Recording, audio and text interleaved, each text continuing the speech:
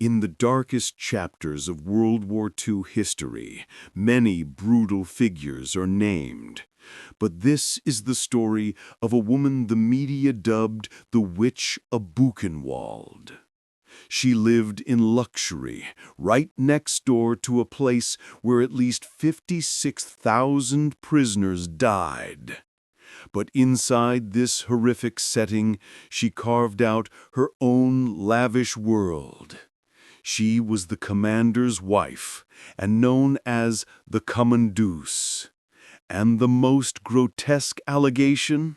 She was accused of commissioning items, specifically lampshades and photo albums, made from the skin of murdered Jewish prisoners. This is a horror that continues to chill the soul of humanity. Ilse Koch was married to Karl Otto Koch, the Nazi commander of Buchenwald concentration camp, where at least 56,000 prisoners died during World War II.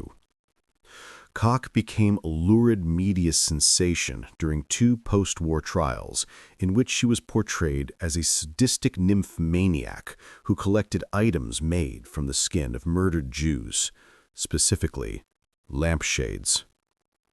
Newspapers gave her several nicknames, including the Witch of Buchenwald and the Butcher Widow. Koch joined the Nazi Party in 1932 and was a true believer in Adolf Hitler's anti-Semitic demagoguery. Alongside her husband, they strove to raise the ideal Aryan family. In 1937, Karl was assigned as commandant, commanding officer, of Buchenwald concentration camp, a work camp for political prisoners, Jews, Jehovah's Witnesses, and Romani, where everyday horrors included starvation, torture, medical experimentation, and murder. The Kochs lived on site at Buchenwald in a luxurious villa, where prisoners were forced to work as servants. They threw lavish parties and cultivated an aristocratic image. Ilse insisted that her servants call her eine gnädige Frau, a gracious lady. She became such a feared and powerful figure at Buchenwald that she was known as the Kommandeuse. When put on trial, Ilse claimed she knew nothing of the crimes committed right under her nose, and that she was just a normal German wife, mother, and caregiver. What was Ilse Koch accused of? In 1947, Ilse Koch stood trial as the only woman alongside 30 other Buchenwald officers and officials. Her husband was already dead, executed by the Nazis in 1945 for embezzlement and murder.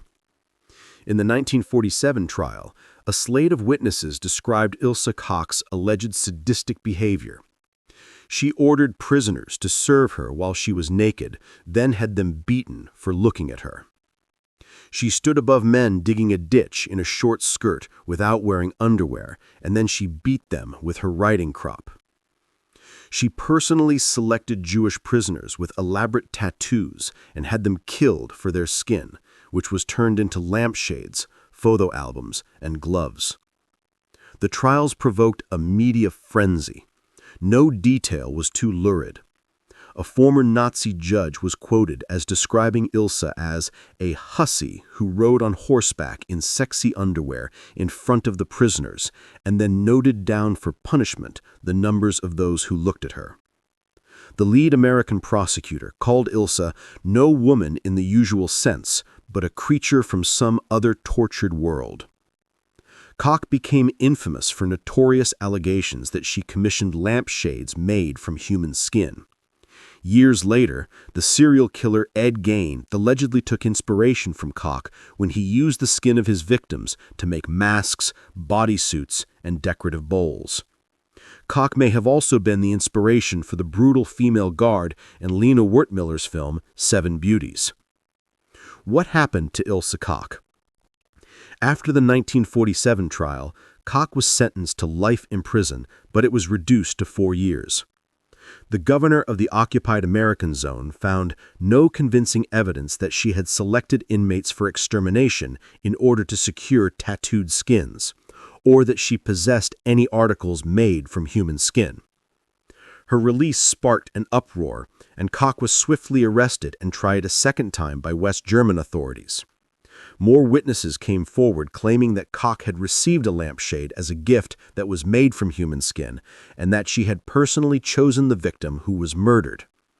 Many of the most grotesque accusations against Koch were ultimately dismissed as hearsay, but Koch was found guilty of incitement to murder and sentenced again to life in prison. She took her own life in 1967 while imprisoned.